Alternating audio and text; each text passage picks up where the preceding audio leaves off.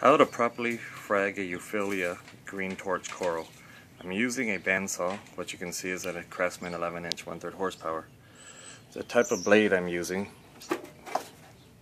which I keep the label inside so in case I need spares, is this 56 7/8 inch, 1/8 inch wide, 15-inch teeth per inch. This is the specimen of the day.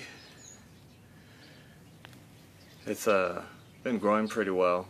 Had it for about a year. Bought it for maybe $15–20 and it's reproduced a lot of heads. So I'm going to show you how to frag it safely with the use of a pair of pliers, and I'm going to hand off the camera to my assistant.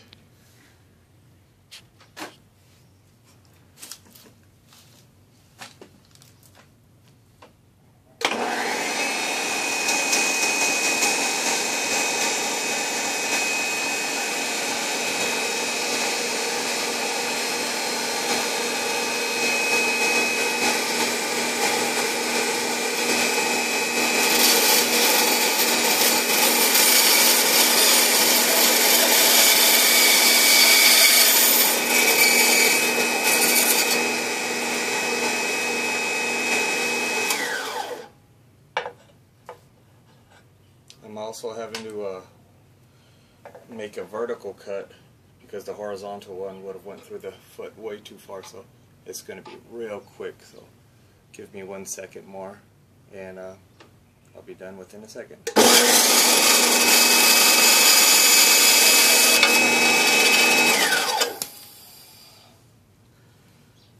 Yeah, that's a good way to end the video. Well, anyways, here's what it looks like.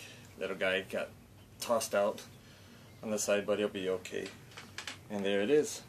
That's the way you safely frag a green coral